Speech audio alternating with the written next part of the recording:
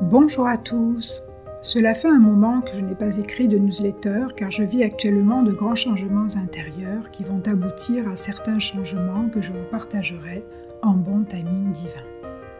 Ce sont des moments où nous avons besoin de calme, de paix, pour vivre au mieux ces transformations profondes auxquelles nous avons tous accès dans ces temps et âges, pour celui ou celle qui souhaite évoluer et qui le ressent dans son cœur. Je suis Carole, et bienvenue dans cette newsletter du mois d'avril 2024. Je vous parle aujourd'hui de l'expansion de conscience. Possibilité d'expansion de conscience. Les choses s'accélèrent dans ces temps et âges, et nous avons des opportunités d'évolution, d'expansion de conscience qui nous sont possibles si nous souhaitons nous reconnecter à notre soi divin, notre soi le plus élevé afin de participer activement et consciemment à notre ascension spirituelle. La Terre est en train d'être libérée depuis la venue des forces gardiennes du Crystal Star en 2013, et c'est ce qui nous ouvre la possibilité de libérer notre conscience jusqu'ici prisonnière de la matrice 3D en amenant plus de divin en soi. Ces portails massifs, comme celui que nous venons de vivre le 8 avril 2024, sont aussi actifs lors des équinoxes et solstices. Mais ces possibilités d'expansion de conscience ne s'effectuent que lorsque nous sommes ouverts à cela et que nous prenons la responsabilité de notre guérison mentale, émotionnelle et spirituelle en recherchant la paix intérieure, état qui nous permet d'accéder à des niveaux supérieurs de conscience.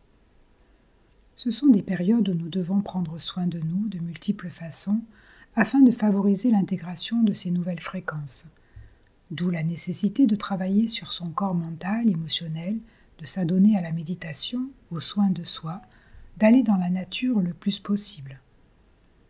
Mais ce sont aussi des périodes très convoitées par les forces négatives qui utilisent de multiples stratèges afin d'empêcher les humains de se libérer et de réactiver leur biologie divine. Nos corps énergétiques sont très touchés aujourd'hui par des techniques très élaborées qui brouillent nos esprits en permanence. Et quand l'esprit n'est pas clair, il est difficile de manifester des choses dans sa vie qui vont nous amener vers une meilleure version de nous-mêmes. Tout est fait pour brouiller les pistes, les esprits, et mettre du stress, des peurs, dans le champ collectif, divertir de multiples façons ce qui impacte l'énergie et la direction de chacun d'entre nous. Sans compter que nous pouvons aussi être interférés par des proches, des personnes qui essaient de nous faire réagir de quelque manière que ce soit. Car beaucoup d'humains aujourd'hui, dénués de clarté d'esprit et remplis de blessures non guéries, deviennent de véritables bourreaux au travers de leur cœur noirci. Tout est fait pour nous sortir de notre état de paix, cet état où nous pouvons expanser notre conscience, c'est-à-dire ces périodes où nous pouvons accéder à des prises de conscience, des réponses, des messages pour continuer notre chemin et nous élever vers une nouvelle station d'identité. La recherche de l'état de paix doit être notre priorité afin de sortir de ce champ chaotique pour protéger notre conscience. Car lorsque nous ne sommes pas en paix, nous descendons dans de basses fréquences et sommes asservis dans la douleur et le mal-être. Nous pouvons être en paix au milieu d'un champ chaotique, mais cela nécessite un travail intérieur et donc le courage de changer ce qui demande de l'être. Nous sommes interférés au travers de nos failles. Nous sommes interférés au travers de nos failles et de nos vulnérabilités. Tout ce qui ne sera pas identifié, guéri et transcendé sera utilisé contre nous. Si nous avons un manque d'amour de soi, cela peut nous amener au cours de certaines interactions à ne pas nous sentir considérés à notre juste valeur. Cela va nous faire souffrir, et nous devons aller voir cette blessure pour la guérir et unifier notre âme à nouveau au travers de l'identification et de la guérison.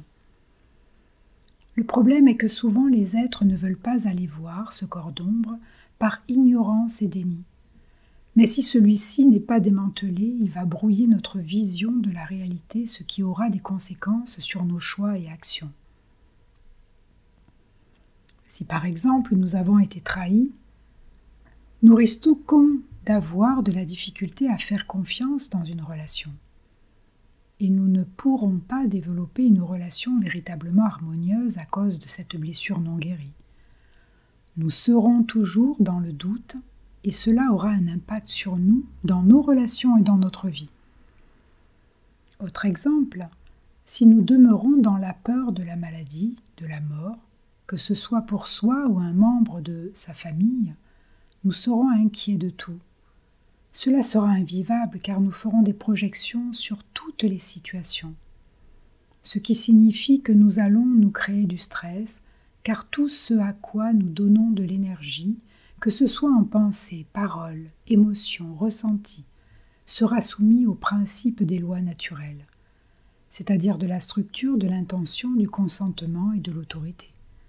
Tout ce à quoi nous donnons notre autorité, que ce soit conscient ou inconscient, nous le créons. Et énergétiquement, nous allons nourrir dans notre corps des implants négatifs qui vont créer des formes pensées négatives récurrentes auxquelles nous allons nous identifier. Nouvelle perception de la réalité. La plupart des humains voient la réalité sous le prisme de leur conditionnement, blessures, traumas, croyances, et tout cela les empêche de se libérer. Ils ont des tas de déclencheurs émotionnels qui les asservissent dans des comportements répétitifs et non alignés. Et c'est tout le travail de démantèlement auquel nous devons faire face si nous souhaitons nous libérer et vivre une vie plus alignée à notre soi divin. Ce qui nous fait souffrir le plus souvent, c'est la façon dont nous interprétons la situation. Lorsque nous avons fait ce travail de démantèlement et de guérison profonde, nous rétablissons toutes les fonctions de notre cœur, au travers de l'amour retrouvé en soi. Nous savons qui nous sommes, nous connaissons notre valeur et rien ni personne ne peut nous l'enlever. Lorsque nous développons la conscience de soi, nous intégrons que tout ce qui nous fait souffrir est une opportunité de guérir et de nous élever vers une nouvelle version de nous-mêmes. Et donc, nous faisons preuve d'acceptation et de lâcher-prise. Cela ne veut pas dire que nous ne sommes pas tristes ou pas en colère, mais que nous savons au fond de nous que nous n'avons pas d'autre choix que d'accepter la situation et de guérir nos blessures avec amour et pardon de soi. Demeurer dans le drama ne sert à rien. Cela nous descend dans les basses fréquences des programmes de la victimisation, des sentiments d'injustice, d'impuissance, ce qui nous coupe de notre essence et nous fait sombrer dans des états de séparation et d'anxiété. Et toutes nos failles seront utilisées contre nous. Ces failles sont comme des déclencheurs qui peuvent nous amener à droite, à gauche, en haut, en bas. Et pendant ce temps, notre énergie est siphonnée, par manque d'unité en soi, ce qui nous éloigne de notre propre chemin d'évolution. Nous retrouvons notre chemin d'expansion de conscience lorsque nous sommes dans la paix de l'esprit. Il est en chacun de nous de retrouver notre pouvoir de guérison et de responsabilisation de comment nous souhaitons agir dans les situations auxquelles la vie nous confronte. Soit descendre dans de basses fréquences et être la proie de ces forces négatives, soit donner du sens à ce que l'on vit et développer le courage d'aller voir nos zones d'ombre qui nécessitent encore d'être mises en lumière. La paix et encore la paix. La paix est l'état où nous pouvons expanser notre conscience. C'est dans la paix que notre système nerveux est calme et où nous avons le pouvoir de choix. C'est dans la paix où nous pouvons développer la conscience de soi, la conscience de ce que l'on fait, la conscience de l'observateur neutre. C'est dans la paix que nous sortons du contrôle mental, c'est-à-dire du mode robot. Qu'est-ce qui nous permet d'accéder à la paix intérieure ? Travailler sur nos déclencheurs émotionnels, guérir de ces traumas et blessures du passé, développer le courage d'être soi, affronter ses peurs, ne plus se mettre la pression car nous faisons de notre mieux, exprimer ce qui est important pour soi. Se pardonner de ses mauvais choix. Arrêter d'être dans le faire plaisir aux autres et faire les choses à contre-cœur. Arrêter de subir sa vie. Prendre le temps de s'écouter. Faire de la place à l'accueil de ses émotions et ressentis. Aller marcher dans la nature, de préférence seul pour une meilleure connexion. S'adonner à la méditation. Changer nos relations qui ne sont pas bénéfiques, qui parasitent notre énergie. Lâcher prise quand ça ne fonctionne pas comme on veut, faire preuve de patience. Ne pas faire aux autres ce que l'on n'aimerait pas que l'on nous fasse. Être gentil tout en étant ferme. Apprendre à mettre des limites. Se faire respecter. Faire preuve d'ouverture d'esprit. En fait, c'est faire tout ce qui nous amène plus de paix et d'harmonie, et cela nécessite d'être à l'écoute de soi et d'apprendre à s'honorer véritablement malgré le regard des autres. Avoir le courage de changer. Ce qui est le plus difficile pour un être humain, c'est de changer ses comportements, car cela demande du courage et de la discipline. Et sans courage et discipline, on n'évolue pas, car l'évolution passe par le changement. On ne change pas sa vie en ne rien changeant dans ses comportements et sa manière de vivre. Au début, on a la motivation, on change des choses, des habitudes, et au bout de quelques semaines, on revient dans ses anciens travers. C'est vraiment ce que j'ai pu identifier régulièrement en séance. Or, si vous souhaitez évoluer vers une meilleure version de vous-même, il est important d'identifier vos vulnérabilités et ensuite, une par une, aller les voir pour les dépasser. Par exemple, si je me vexe très souvent, je vais aller voir ce qui me touche, ce qui me blesse, ce qui me met en colère, plutôt que de rendre l'autre responsable de mon mal-être.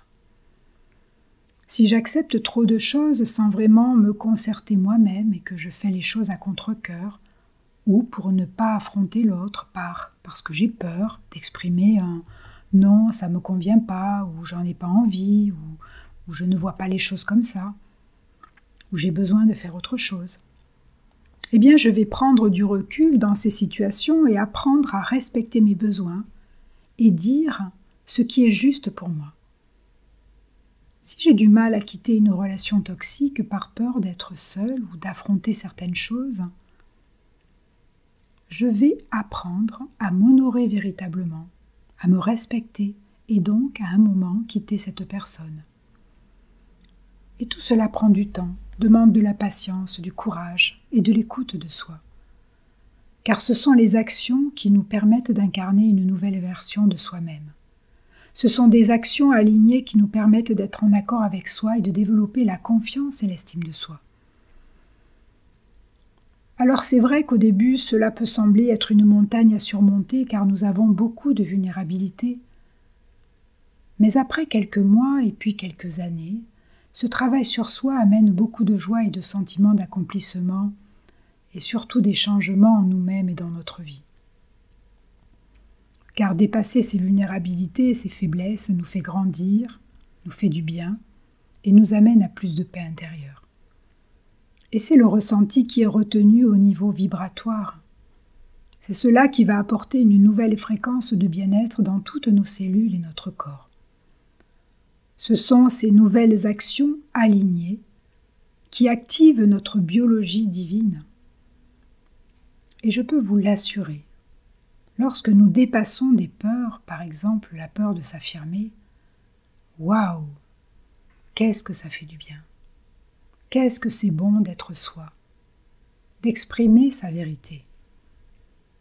Et c'est ainsi que l'on s'honore et que l'on se donne de la valeur. N'attendons pas que les épreuves de vie tapent à notre porte et nous fassent souffrir pour entamer notre changement et guérison. N'attendons pas que les autres nous donnent de la valeur, c'est à nous et à nous seuls d'apprendre à nous aimer inconditionnellement. Nous avons les clés d'une vie plus harmonieuse au travers de notre changement intérieur, alors je vous suggère de choisir cette voie plutôt que l'abandon par paresse ou découragement. Nous avons le pouvoir de nous rééduquer et ce chemin d'évolution est très captivant. C'est captivant de se connaître dans ses moindres recoins. C'est une bénédiction de se guérir. C'est une bénédiction de se donner de la valeur. C'est une bénédiction de s'honorer pleinement, complètement et totalement.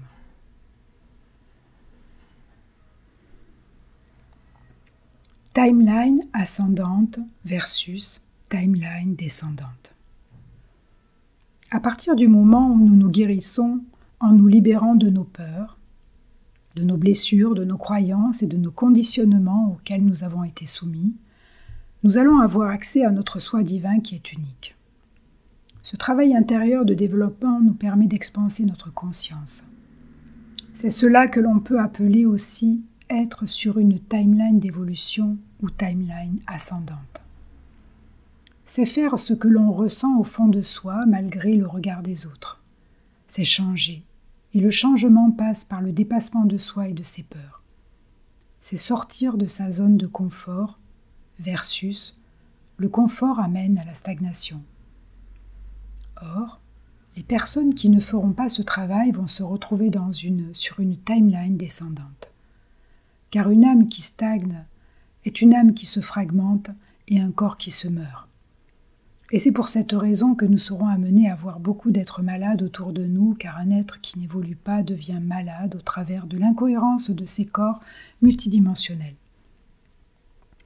Et malheureusement, beaucoup d'humains ne prennent pas soin de leur corps physique, mental, émotionnel et spirituel. Ils pensent qu'ils peuvent faire tout et n'importe quoi sans ne jamais recevoir les conséquences énergétiques de leurs actes sur leur santé dans leur vie.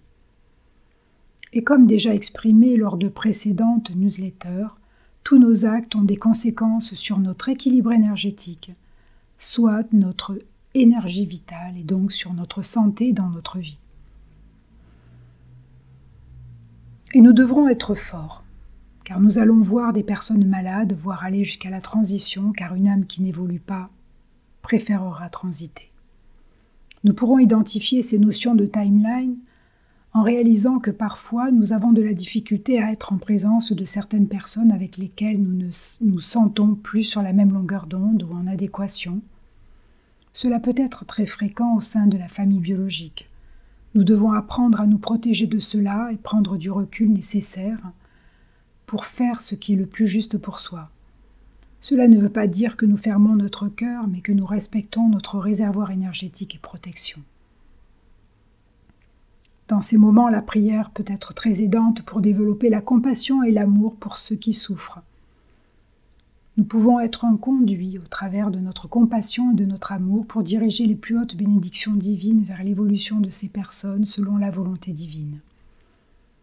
Mais il est important de ne jamais apposer sa volonté personnelle, car nous ne contrôlons pas tout et que peut-être pour une personne, la maladie ou la mort devront être affrontées pour la meilleure évolution de son âme. Notre évolution sera toujours soutenue par des comportements vertueux alignés, en recherchant la vérité de ce que nous sommes et en nous rééduquant. Nous devons faire preuve de sagesse et de lâcher prise, sachant qu'il y a une intelligence divine au-dessus de nous qui régit le grand tout et que tout peut changer en chaque instant. Cela nécessite d'être adaptable. Nous évoluons avec l'aide des forces divines. Et c'est avec cet état d'esprit que nous pouvons traverser au mieux chaque épreuve de notre vie. Exprimer son soi divin. Nous devons nourrir tout ce qui libère notre âme et nous délester de tout ce qui l'enferme ou l'emprisonne. La libération de notre âme permet l'expansion de conscience. C'est-à-dire que nous accrétons plus de lumière dans nos corps multidimensionnels au travers du démantèlement de notre corps d'ombre. Nous pouvons ainsi faire descendre en nous plus de divin, ce qui nous ouvre la porte à plus de perceptions sensorielles au travers de notre colonne de hara. Nous nous reconnectons à notre partie divine, notre conscience supérieure, et nous recevons plus de messages, plus de guidance et plus de pouvoir spirituel.